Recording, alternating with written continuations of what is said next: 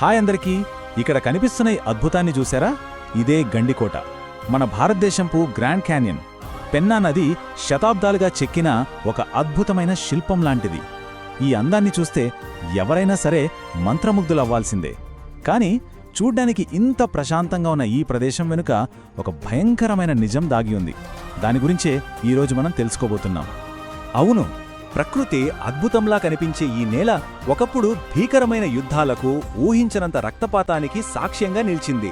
ఈ అందమైన లోయ తన గర్భంలో ఎన్నో రహస్యాలను, ఎన్నో మరుగున పడిన కథలను దాచుకుంది. మరి ఆ కథలేంటో తెలుసుకుందామా? చూడండి, గండికోట అంటే కేవలం ఒక టూరిస్ట్ స్పాట్ మాత్రమే కాదు, అదే శతాబ్దాల చరిత్రకు సజీవ సాక్ష్యం. అసలు ఈ కోటను శత్రువులకు ఒక సింహస్వప్నంలా, ఒక పీడకలలా ఎందుకు పిలిచేవారో ఇప్పుడు తెలుసుకుందాం. దాని పేరులోనే అసలు రహస్యం దాగి ఉంది. గండి అంటే రెండు కొండల మధ్య లోతైన లోయ, కోట అంటే దుర్గం. ఈ రెండూ కలిపి గండికోట అయ్యింది. అంటే పెన్నా నది సహజంగా సృష్టించిన ఈ లోయే దీనికి మొదటి, అత్యంత బలమైన రక్షణ కవచం అన్నమాట. గండికోట బలాన్ని మనం రెండు రకాలుగా చూడొచ్చు. ఒకటి ప్రకృతి ఇచ్చింది, మరొకటి మనిషి కట్టింది. ఒకవైపు ఏమో పెన్నా నది లోయ, ఎర్రమల కొండలు, నిలువుగా ఉండే రాతి గోడలు, ఇవన్నీ నేచురల్ ప్రొటెక్షన్. మరోవైపు మనుషులు కట్టిన 5 మైళ్ళ పొడవైన భారీ గోడలు, వాటికి కాపలాగా 101 బురుజులు.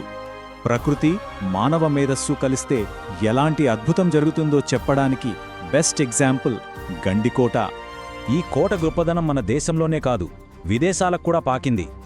17వ శతాబ్దంలో ఎక్కడికొచ్చిన ఒక ఫ్రెంచ్ యాత్రికుడు టావెర్నియర్ దీని పటిష్టతను చూసి ఎంత ఆశ్చర్యపోయాడంటే, గోల్కొండ రాజ్యంలో అత్యంత బలమైన నగరాల్లో ఇది కూడా ఒకటి అని రాసుకున్నాడు. మరి ఇంత పవర్ఫుల్, ఇంత స్ట్రాటజిక్ ప్లేస్లో ఉన్న కోట కోసం యుద్ధాలు జరగకుండా ఉంటాయా? అస్సలుండవు. అందుకే దక్షిణ భారతదేశాన్ని ఏలిన ప్రతి రాజవంశం కన్ను ఈ గండికోట మీదే ఉండేది. ఎలాగైనా దీన్ని దక్కించుకోవాలని చూశారు. ఈ టైంలైన్ చూస్తే మనకు ఒక విషయం స్పష్టంగా అర్థమవుతుంది. గండికోట ఎప్పుడూ ఒక పవర్ సెంటర్గానే ఉంది. కళ్యాణి చాళుక్యులతో మొదలై పెమ్మసాని నాయకుల కింద ఒక స్వర్ణయుగాన్ని చూసింది. ఆ తర్వాత గ్రేట్ విజయనగర సామ్రాజ్యంలో ఒక కీలకమైన ప్రాంతంగా ఉండి చివరికి గోల్కొండ సుల్తానుల చేతికి వెళ్ళింది. ఇక గండికోట చరిత్రను శాశ్వతంగా మార్చేసిన ఆ కీలకమైన ఘట్టమొచ్చింది. 1650వ సంవత్సరంలో గోల్కొండ సుల్తానుల శక్తివంతమైన సేనాని మీర్ జుమ్లా తన భారీ సైన్యంతో కోటను చుట్టుముట్టాడు. ముట్టడి ఒకరోజు, 2 రోజులు కాదు, నెలల తరబడి సాగింది. వేల మంది సైనికులు ప్రాణాలు కోల్పోయారు. అయినా గండికోట గోడలు అంగుళం కూడా కదల్లేదు. శత్రువుల ఫిరంగులకు లొంగలేదు, వాళ్ల దాడులకు తలవంచలేదు. తన అజేయమైన శక్తిని ఇంకోసారి ప్రపంచానికి చూపించింది. సో ఇక్కడే మన అసలు ప్రశ్న మొదలవుతుంది. అంతటి సైనిక శక్తి కూడా ఓడించలేకపోయినప్పుడు ఆ అభేద్యమైన దుర్గం చివరికి ఎలా ఓడిపోయింది?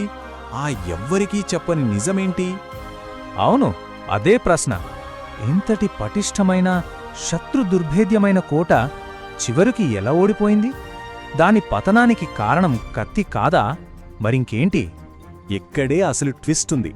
గండికోట ఓటమికి కారణం భయంకరమైన యుద్ధం కాదు, దాని ఓటమికి కారణం నీరు.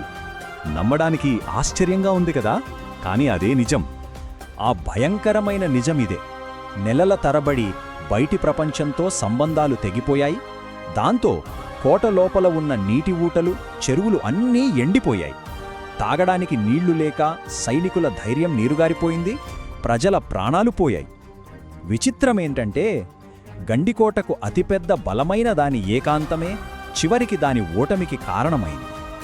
ఆయుధాలతో సాధించలేని విజయాన్ని ఒక నీటి చుక్క లేకపోవడం శత్రువులకు బహుమతిగా ఇచ్చింది. కోట పడిపోవడంతో కథ అయిపోలేదు. నిజానికి అప్పుడే ఒక కొత్త, విషాదమైన అధ్యాయం మొదలైంది.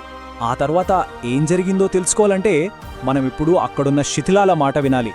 ప్రతి రాయి ఒక కథ చెబుతుంది. కోటను గెలుచుకున్న గోల్కొండ సుల్తానులు వాళ్ల విజయానికి, అధికారానికి గుర్తుగా పర్షియన్, భారతీయ స్టైల్లో ఒక అద్భుతమైన జామా మసీదును కట్టించారు. ఇది కోటలో వచ్చిన మత, సాంస్కృతిక మార్పుకు ఒక బలమైన నిదర్శనం. దానికి పూర్తి విరుద్ధంగా ఒకప్పుడు వేల దీపకాంతులతో వెలిగిపోయిన మాధవరాయ, రఘునాథస్వామి ఆలయాలు శిథిలావస్థకు చేరుకున్నాయి. చారిత్రక ఆధారాలు ఏం చెబుతున్నాయంటే, ఆక్రమణ తర్వాత వాటిలోని విగ్రహాలను ధ్వంసం చేశారని, ఆలయ సంపదను దోచుకున్నారని తెలుస్తోంది. ఆనాటి హింసకు నిలువుటద్దం ఈ కత్తుల కోనేరు. ఆ పేరు వింటేనే ఒళ్ళు జలధరిస్తోంది కదూ. జామా మసీదు ముందున్న ఈ చెరువులో యుద్ధమైపోయాక సైనికులు తమ కత్తుల కంటిన రక్తాన్ని కడుక్కునేవారని, ఆ రక్తంతో నీళ్లన్నీ ఎర్రగా మారిపోయేవని స్థానికులు చెబుతారు. పేరులోనే ఎంత భయంకరమైన గతాన్ని మోస్తోందో ఆలోచించండి. మరి ఇదంతా తెలుసుకున్నాక మనం ఏం గ్రహించాలి? కళ్ళు చెదిరే ఈ ప్రకృతి సౌందర్యాన్ని, దాని వెనుకున్న ఈ హింసాత్మక గతాన్ని, ఈ రెండింటినీ ఎలా చూడాలి? ఇప్పుడు చూస్తే ఈరోజు గండికోట చాలా ప్రశాంతమైన ఒక టూరిస్ట్ కేంద్రం. ప్రజలిక్కడికి వస్తున్నారు, సూర్యోదయాలు, సూర్యాస్తమయాలు చూస్తున్నారు, క్యాంపింగ్, కయాకింగ్ లాంటివి ఎంజాయ్ చేస్తున్నారు. కానీ ఇక్కడే మనం ఆలోచించాల్సిన కీలక విషయం ఉంది. గండికోట కేవలం ఒక అందమైన లోయ కాదు. దాని రాళ్లల్లో, దాని శిథిలాలల్లో వందలేళ్ల చరిత్ర, త్యాగాలు, విజయాలు, విషాదాలు అన్నీ కలిసిపోయున్నాయి. దాని అందాన్ని, దాని చరిత్ర నుండి మనం వేరుచేసి చూడలేం. చివరిగా ఒక్క మాట, ఈరోజు మనం అక్కడికి వెళ్ళినప్పుడు చూసేది ఒక అద్భుతమైన లోయ. కానీ చరిత్ర గుర్తుంచుకునేది మాత్రం ఒక యుద్ధభూమిని, రక్తం చిందిన నేలను, ఒక చుక్క నీటి కోసం అలమటించి ఓడిపోయిన ఒక అజేయమైన కోట కథను. ఈ విశ్లేషణ చూసినందుకు ధన్యవాదాలు. మా ఛానల్కు మద్దతు ఇవ్వడానికి దయచేసి లైక్ చేయండి, సబ్స్క్రైబ్ చేసుకోండి, ఇంకా మీ స్నేహితులతో కూడా పంచుకోండి. Thank you.